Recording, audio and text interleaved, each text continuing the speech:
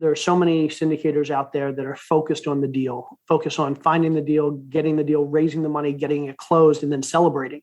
And Ashley and I very much have a philosophy in the business that closing the deal isn't the time for celebration. That's when the deal starts. That was the easy part. The hard part is the next 3 or 5 years where you actually have to build value, and you have to increase rents, and you have to increase income, and you have to decrease expenses, and you have to make things more efficient. Your network is your net worth. Come listen to some of the most successful people I know share invaluable knowledge, stories, and advice in real estate, business, and beyond. This is Weiss Advice. Whether you want to take your business or personal life to the next level, look no further. Welcome back to another exciting episode of Weiss Advice. I'm your host, as always, Yona Weiss. Really excited to be sitting down today with none other than Jay Scott. You may know him from BiggerPockets. He's the host of the BiggerPockets Business Podcast. He's authored 4 books. You may have come across them on the BiggerPockets website, the most popular one, the book on flipping houses. We'd love to get into how you came across, and more recently have partnered up with Ashley Wilson, who was an episode on a guest on the Weiss Advice podcast early on. So you have to scroll all the way back to the beginning, doing multifamily deals now. Really excited to speak with Jay. How you doing today? Awesome. Thanks for having me, Yona. I'm really excited to have this conversation. I mean, we briefly met up on Ashley's meetup not long ago, but I've been wanting to get you on the podcast. In fact, funnily enough, I sent you an email or a message on LinkedIn, I think, like about a year ago, and you don't check LinkedIn, so it's to my detriment. Well, on the bright side, talking to you at the meetup and having you present at the meetup, you pushed LinkedIn pretty hard, and it made me realize that I'm missing a great opportunity to be connecting with other investors and colleagues and my audience. And so I've actually started to pay attention to LinkedIn a whole lot more thanks to you, Yona. So awesome. Thanks for that. That's great. I'd love to hear, after a few months or so, what, if anything, and what it was come out of that, because I've certainly gotten a tremendous amount from, spending even a little bit of time on a consistent basis, whether that's every day or every other day, whatever it is, just posting, engaging, connecting. The network is just incredible. Yep. Agreed. So you've come from an interesting background. I mean, you started in, let's ask you, where did you get started in real estate, and where has that brought you to where you are today? Yeah. So my story actually starts before real estate. I come from the tech world, the corporate world. I'm an engineer by education and probably mindset. And I fell into real estate back in 2008 when my wife and I decided to get married, leave the tech world behind, and figure out something that was more conducive to raising a family and building a good lifestyle. Perfect. Perfect time to get into real estate, right? It was. I never discount how fortunate I was with so many things in my life, and timing is a big part of it. And we like to think that we control everything, but at the end of the day, a lot of it is, I don't want to say luck. We put ourselves in good situations, but a lot of it really is luck. And the fact that I found my wife 2 years before 2008, and we decided to get married just before 2008, the crash, or right into the crash. That was very fortunate. So I don't discount the fact that I've been very fortunate in this business and in my life. So we get into real estate kind of serendipitously. It wasn't something we planned. My wife was watching an HGTV show while we were trying to figure out what the next thing for us was going to be. And so she said, well, while we're trying to figure out what that next thing is, why don't we flip a house? That sounds like fun. Didn't sound fun to me, but this was my future bride, so I was not going to say no, at least not till after the wedding. So I said, absolutely, let's flip a house. And so we flipped a house, and then 2, and then 5, and then 50. And we looked back a couple of years later, and we realized, I guess we're real estate investors now. And so we've flipped probably 400 and some houses over the last 13 years. Actually, I stopped flipping houses for the most part a couple of years ago. We're still doing a few here and there, but we flipped a lot of houses. It's probably what I got best known for. I wrote a book on the topic, but over the last few years, my sole focus has been, as you mentioned, multifamily syndication, apartment complex syndication with my partner, Ashley Wilson. Awesome. So how did you make that switch? I mean, obviously you were flipping houses, 400 houses approximately, give or take. And I mean, obviously that takes systems, that takes probably a good team to be able to do that. And you clearly had those because you even wrote a book on the subject, right? But there must have been a big switch at a certain point, because switching from corporate into starting flipping houses, that took a big shift. And I'm sure it took a similarly big shift, even though, multifamily is real estate, flipping houses is real estate, but really they're two completely very different businesses and very different, mindsets that come along with it. They are. And I think I half joke about the fact that I don't particularly like real estate.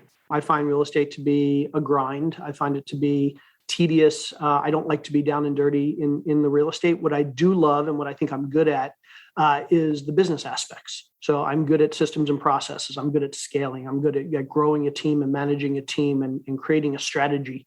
And while single family obviously is a business and allows you to do all of those things, multifamily is much more of a team sport. And it's much more of you have to have a well-running business in order to grow a multifamily operation.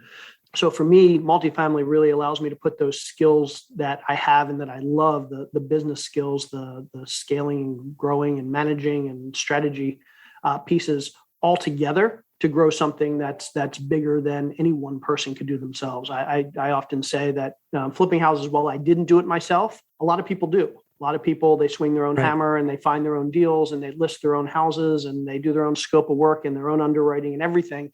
In multifamily, even if you wanted to do that, even if you were immensely talented and could work 100 hours a week, you probably still wouldn't be able to do it yourself. There's so many different aspects and so much nuance and so many different things that you need to be really detail oriented in, that nobody has the time nor the specific skills to do everything themselves. I'm pretty good at finding deals. I'm pretty good at acquisitions and building relationships, but I don't have the skills of my acquisition folks. I mean, day in and day out, they're building relationships with brokers and they're building a pipeline. I'm a numbers guy. I think I'm great at underwriting. I'm great at analysis, but I pale in comparison to our underwriters, who are the best in the business. I mean, they really know how to look at the financials. They know how to do forensic accounting on leases and really figure out how to get creative and making a deal work in cases where it otherwise might not work. I think I'm pretty good at due diligence and inspecting a property and coming up with a scope of work. But I pale in comparison to the folks that we have on the team that are focused on doing that day in and day out. I don't know if I'm a very good asset manager, but I probably could do it in the single family space if I needed to. I can manage contractors. I can carry out a business plan. But in the multifamily space, I pale in comparison to the folks that do asset management on our team. I'm pretty good at fundraising, but I pale in comparison to our investor relations person who is tremendously organized and can keep in contact with 200 different people at a time and know everything that's going on.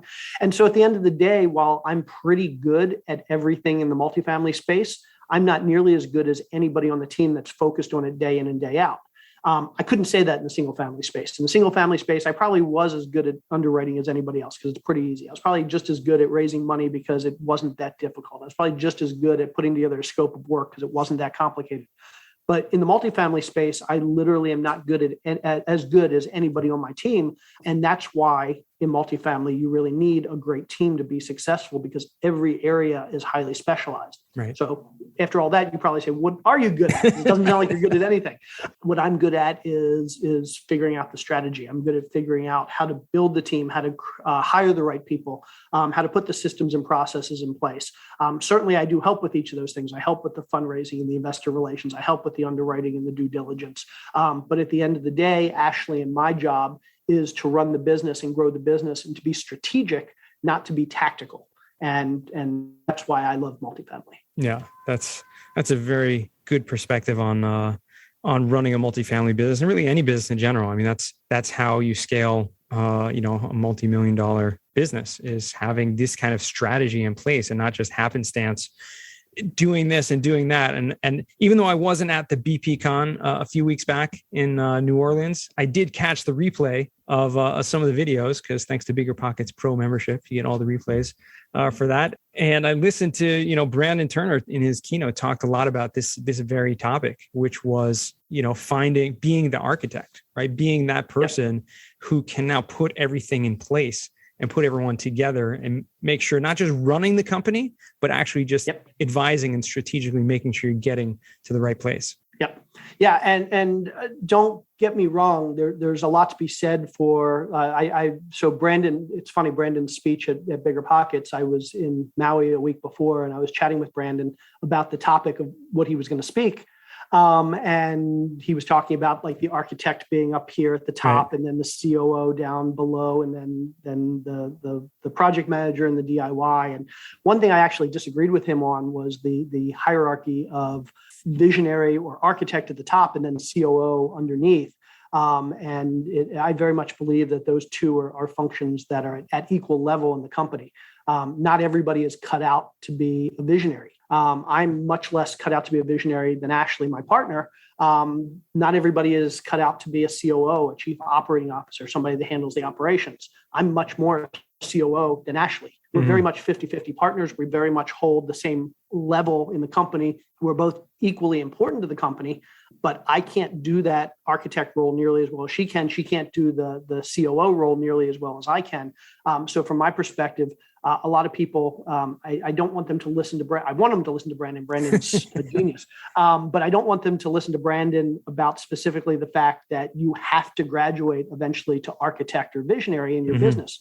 A lot of us aren't cut out for that role. And a lot of us will kind of fork off and go the COO, the more operations and tactical role. And there's nothing wrong with that. That's not a lesser role than being a visionary. It's just a different personality set. Well, I think as you put it, I mean, it really has to do with finding a right strategic partner to be able to balance that, because you may have a little bit of both. You may have maybe 70% of one and 30% of the other, but when you have another person to bounce the ideas off and to strategize with, there's no comparison to have two sets of minds working on 100%. A problem. How'd you guys end up coming together? I mean, it was fairly recent. So I burned out on single family back in like 2017. And I was actually thinking about leaving real estate completely just because I'd been so focused on single family residential, and I was tired of doing it. And I didn't see myself kind of rebuilding my career from scratch in real estate because, again, real estate I just find to be tedious in a lot of ways.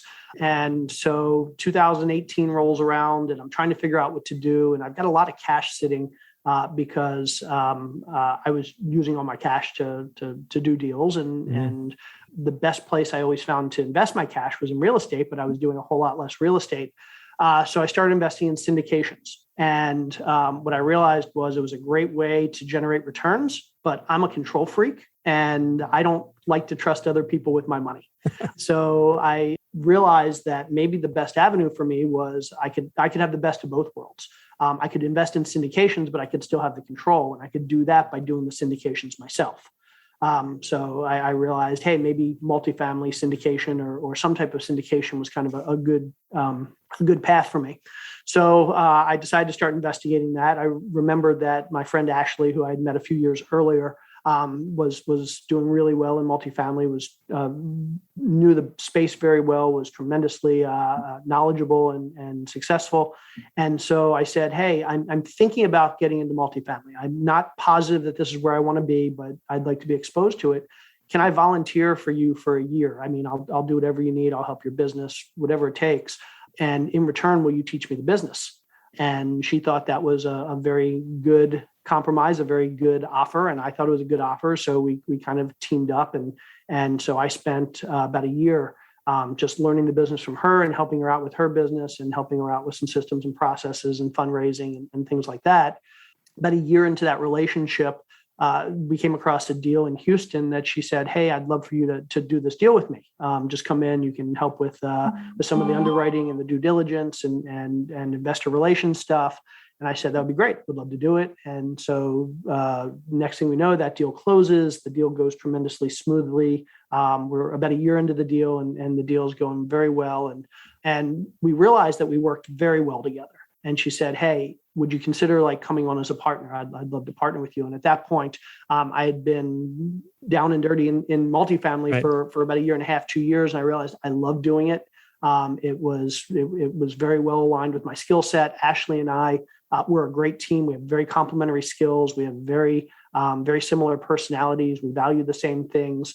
And I said, yeah, I would absolutely love that. So about a year ago, she and I teamed up officially. And so now we're partners in the business. That's awesome. That's awesome. Did you see like a lot of the skills that you took from the fix and flips, the single families, were transferable into the multifamily, or did you find you're really learning a new business entirely? The process was transferable. It's the same high level pieces. You have to be able to find deals. You need to underwrite the deals well. You need to be able to find the money. You need to be able to get the deals closed. You need to be able to manage the process.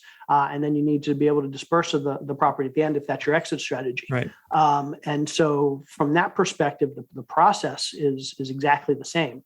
The details, well, that's where there's a lot of differentiation. Right. Certainly, let's start with like the first piece, which is the acquisitions piece. Certainly, there are skills that are transferable. You have to have a good personality. You need to be able to build relationships. You need to be able to build a deal pipeline. You need to be diligent and organized and all of those things. But then there's obviously a tremendous number of differences. In the single family space, deal flow is a lot simpler in a lot of respects. You're networking with a different set of people. You're networking with real estate agents and sellers directly, whereas in the multifamily space, a lot of times you're building relationships with brokers. And these aren't brokers that represent you. These are brokers that represent the seller. And so, and their interests are very different than in the single family space. In the single family space, brokers are very interested in doing volume. In the multifamily space, brokers only care about one thing, and that's your ability to close. If you don't close a deal that you're in the middle of, brokers in the multifamily space can literally lose their reputation. What people don't realize going into multifamily is when we do a deal, and this goes to another piece of it that's different. In the single family space, there's obviously due diligence. You have to run the financial piece and the underwriting. You have to walk the property and do an inspection. In the multifamily space, this can be a multi-week process. So you're doing a forensic analysis of the leases. You're doing an audit of literally every single lease. If you buy a 300 unit property, you're walking 300 units.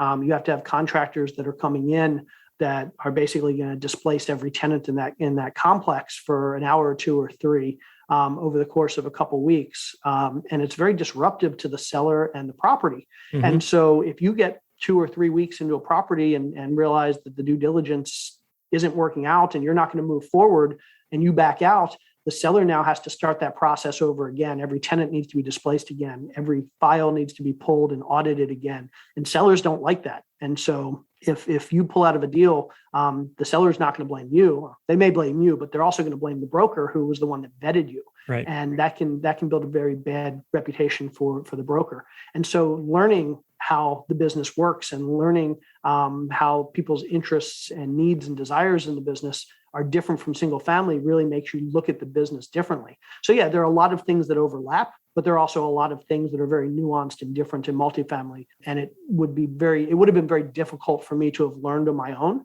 right. Which is why I was thrilled to find somebody that knew it, that could mentor me. Yeah, I think it's probably true to say with most people, that would be the best case scenario. You know, if you're looking to get into the multifamily business or any new business for that matter, find someone who's doing it successfully, and particularly maybe someone who hasn't been doing it successfully for like a few decades, you know, maybe someone who's been doing it successfully for a couple of years or a few years, and they're open to kind of taking on someone new, potentially as a partner, or at least to, you know, apprentice, because that's the way you're going to learn more than any other way. I think that was a very smart kind of tactic you used, and has brought you to where you are today. Yeah, but you have to offer value in return. Right. It's people don't think twice when you apply to college and you realize you have to pay $20 or $50 or $100,000 a year, and you have to devote you're basically full time to learning. But then when they think like somebody's going to mentor you for free and you're going to basically put in 2 hours a week, it doesn't work that way. I mean, anytime you want to learn, you need to be able to provide something, and it doesn't have to be money. You don't have to pay somebody to be your mentor or your coach. There are other ways you can do it, and we all have skills. And I've had people come to me in the past that have said, hey, I know nothing about real estate, but I'm really good at online marketing, or I'm really good at web design, or I'm really good at whatever it is, building financial models. Will you spend some time with me? And in return, I will help you by building your website or by building some financial models for your team or whatever it is. Figure out what that thing is that you're really good at. And that's something you can trade in return for mentorship and experience and learning. That's great advice. And I think we can all take that practically, you know, figure out what it is that you're looking to do and then find someone who's doing that and offer them something that you have in return, like a barter system, so to speak, and you'll get on the board much quicker. Definitely get there much quicker. That's awesome. Do you see yourself, now that you've found this the past couple of years, this new venture of multifamily? Obviously, you're kind of new to it relatively, right? Yep. But you are, been successful, found another deal recently, and just keep going on. Do you see yourself in this role for a long time doing this? Yes. So one of the things that I realized early on is that unlike single family, where the cycle of a deal is 3 months or 6 months, or and it's relatively quick, and my investors or lenders are in and out pretty quickly, I can make that commitment without much thought. If I take on a flip project today, in 2 months, I may regret it. I may say, I hate to be flipping another house. I'm so sick of this. But I'm going to stick with it for 3 or 6 months to get it done.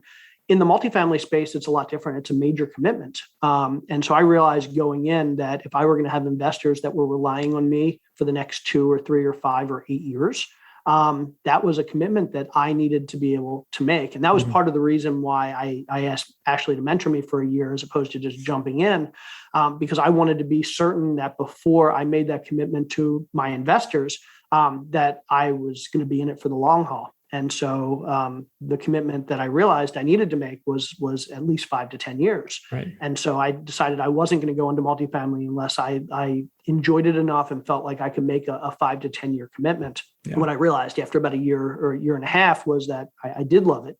And I was thrilled to make a 5 to 10 year commitment. But it's also because it's a very large amount of investor money. Sure. I also needed to make the commitment that this was going to be my sole focus. In the flipping space, I often did other things. I was writing books, and I was building businesses. I was doing some advising work, and so what I realized, if I'm going to have hundreds of investors be putting a lot of money and their trust into me, this needed to be my work, my life's work. And so what I realized was that I needed to cut many of those other things off my plate, and I needed to focus. And so I will be doing this, and this will be my sole focus, or at least my main focus, for at least the next 5 to 10 years. Yeah, for sure. And coupled with the fact that as a syndicator, popular, or maybe contrary to popular belief, that you don't really make a lot of money until you sell the deal, right? The syndicator's equity is really, for a good reason. Sure, there's acquisition fees, there's something like that. You have to put bread on your table throughout the whole process, but the real money is made on the exit. Absolutely. And this is one of the things that I love about working with Ashley. There are so many syndicators out there that are focused on the deal, focused on finding the deal, getting the deal, raising the money, getting it closed, and then celebrating. And Ashley and I very much have a philosophy in the business that closing the deal isn't the time for celebration. That's when the deal starts. That was the easy part. The hard part is the next 3 or 5 years, where you actually have to build value, and you have to increase rents, and you have to increase income, and you have to decrease expenses, and you have to make things more efficient. And she's probably the best asset manager I've ever met. And so it forces us to focus on that second piece, not the acquisition, but the management. And so that's one of the reasons I love working with her, because we always have that focus on the important piece. Right. And I know we look back, and over the last 5 years, there have been a lot of syndicators who have made a lot of money. It's been hard not to make a lot of money, because when the market's pushing at your back, it's hard not to be successful. But at some point, things are going to soften. And I don't know if that's going to be 6 months from now or 6 years from now, but at some point it's going to happen. And it's really going to be the people that can do that asset management, that can really make good decisions and drive efficiencies on the properties, that are going to be successful. Absolutely. And so I very much take this attitude with my investors that, look, this is great that we found a good deal, and it's great that we got it closed, but we shouldn't be celebrating yet. The hard work is just starting. And so that's kind of my philosophy. Sure. It's always the analogy of, it's not about the wedding, it's about the marriage, right? 100%. I officiated my mom's wedding last weekend, and that was the exact message that was in my in my words. That today is just an event. It's not the important part. That's awesome. Well, congratulations to your mom. Oh, thanks. Thank you. Jay, I want to transition now to something we call the Final Four. And these are 4 questions I ask all of my guests. The first question to you, and most guests actually know what they are beforehand, but we're surprising you today, Jay. So the first question is, what is the worst job that you ever had? Oh, that's an easy one. When I was a freshman in college, somewhere after college, I took a job working for the Washington Post newspaper, cold calling, and this should have been easy. I was cold calling people, offering a free subscription to the newspaper. Basically, they just wanted to build their subscriber list because newspapers make money through advertising. Mm-hmm. And what I realized at that point was I was really bad at sales and cold calling. It terrified me to call people and offer them something for free. And it was the worst summer of my life. I dreaded every morning having to get up and start making phone calls and offering something for free to people. And it was a reminder to me the rest of my life that sales is such an important part of anything. I'm still not comfortable with it. I still don't enjoy it. I'm probably not very good at it. But I learned to respect it. And I learned to respect the value of it and how difficult it is. But that was by far the worst job of my life. It was a horrible summer. That's awesome. And not the job, but the lesson learned from that job. Second question, what is a book that you've read that's given you a paradigm shift? Yeah, there's a book called The Goal. And the subtitle is The Theory of Constraints, written by a process guy back in the, I think, late 70s named Eliyahu Goldratt.